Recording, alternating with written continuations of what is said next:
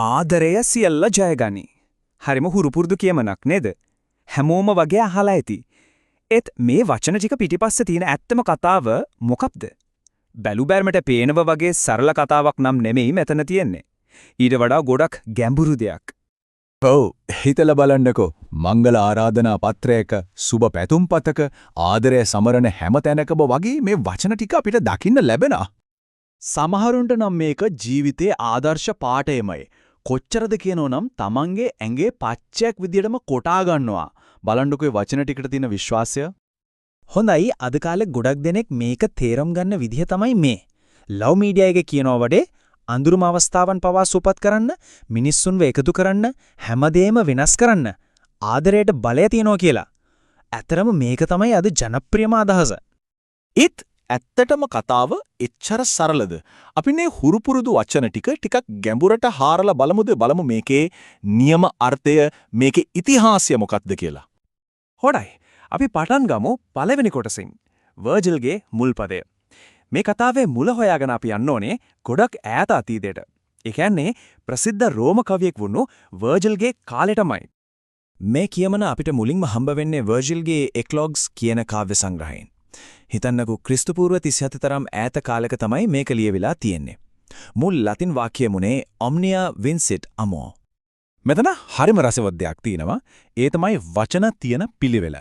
වර්ජිල් මුලින්ම ලිව්වේ omnia vincit amor කියලා. හැබැයි අද අපි වැඩියෙන්ම දකින්නේ amor vincit omnia කියන එක. පුදුමඩේ තමයි ලැටින් ව්‍යාකරණ අනුව මේ දෙකම හරි. ඒත් මේ පොඩි වෙනසෙන් පවා අපිට පේනවා භාෂාවක් කාලයත් එක්ක කොහොමද වෙනස් වෙන්නේ කියන එක.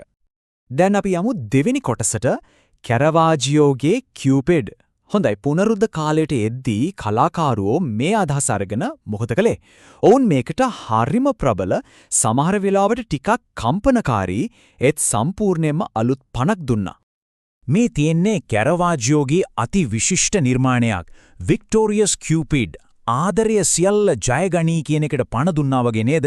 බලන්නකෝ මේ කියුපිඩ්ගේ කකුල් දෙක ගාව තියෙන දේවල්. වයලීනය, සංගීත භාණ්ඩ, සන්නාහය, ඔටුන්න මේ ඔක්කොම මිනිස් උත්සාහයේ ඉහළම දේවල් නේ. කලාව, බලය, කීර්තිය ඒත් ආදරය මේ හැමදේම පරද්දලා පාගාගෙන ජයග්‍රාහී විදියට ඉන්නවා. මේ චිත්‍රයේ තියෙන පුදුමම දේ තමයි ඒකේ තියෙන්නේ ඇත්ත වගේ පෙනුම. කලා ඉතිහාසඥයෙක් ජෝකිම් වොන් සෑන්ඩ්‍රාට් කියන විදිහට මේ ඇඳලා තියෙන්නේ අවුරුදු 12ක විතර ඇත්තම පිරිමි ළමයෙක්ව. හිතන්නකෝ ඒ කාලේ දෙවි කෙනෙක්ව මෙච්චර ඇත්ත විදිහක සාමාන්‍ය කෙනෙක් වගේ අඳින එක කොච්චර කම්පනයක් ඇති කරන්නේද? සමහරු කියනවා මේ නිරූපිකාව වුණේ කැරවාජියෝගේම ආධුනිකයෙක් චෙකෝ කියලා.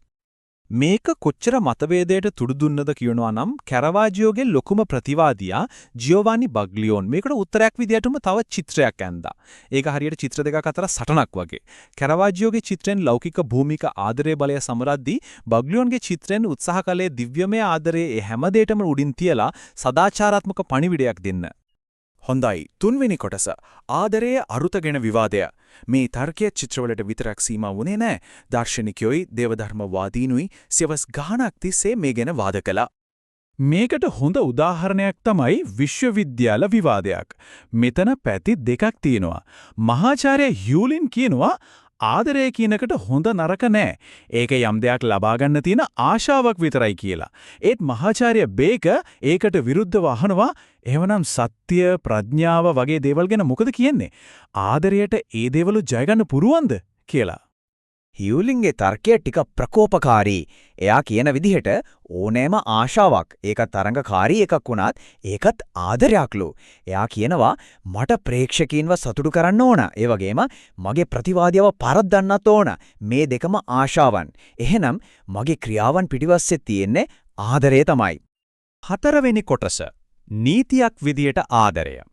දැන් අපි බලමු ආදරය කියන මේ අදහස නීතිය වගේ හරිම ප්‍රායෝගික පද රාමුවක් ඇතුළත එද්දි මොකද වෙන්නේ කියලා. මෙන්න අද කාලේ තියෙන ටිකක් මනෝවිද්‍යාත්මක පැත්තක්. බන්ධනාගාර පාලකවරයෙක් කියනවා කෙනෙක්ට කවදා හරි තනිකමක් දැනිලා මනුස්ස ආදරයක් ඕන වුණොත් මුලින්ම තමන්ටම ආදරය කරන්න. ලෝකයේ කැඩපතක් වගේ තමන්ගේ සහකරවෝ තමන්ට සලකන විදිහ තමන්ටම සලකන විදිහම පිළිඹිඹුවක් කියලා. ඒ කියන්නේ මෙතනදී දුෂ්කරතා ජය ගන්න තියෙන ප්‍රධානම ආයුධය වෙන්නේ ස්වයං ආදරය. ඒත් නීතිය නම් ආදරය දිහා බලන්නේ විදි දෙකකට. එකක් තමයි ස්වේච්ඡා ආදරය. ඒ කියන්නේ තමන්ගේ කැමැත්තෙන් කරන දේවල්. උදාහරණයක් විදිහට හිරේ ඉන්න කෙනෙක්ව බලන්න යන එක. අනික තමයි අනිවාර්ය ආදරය. ඒ කියන්නේ කැමැත්තෙන් නෙමේ නීතියෙන්ම පනවන ලද යුතුයකම්. බැඩිහිරි දෙමෝපියන්ව දරුවෝ බලා ගන්න ඕන කියන එක වගේ. හොඳයි දැන් අපි යනවා 5 වෙනි කොටසට. ආදරය ජයගන්නේ මොනවද?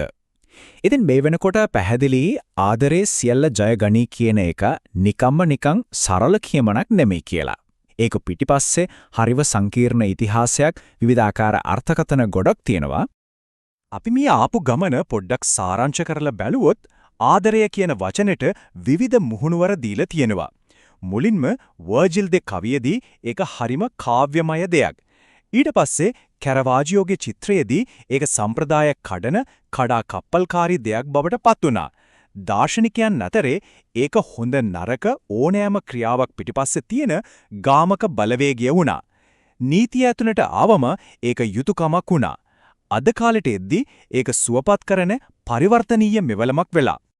ඉතින් මේ හැමදේම එක හිතලා බැලුවම කෙනෙක්ගේ ලෝකයේ තුල ආදරය ජයගන්නේ මොනවාද?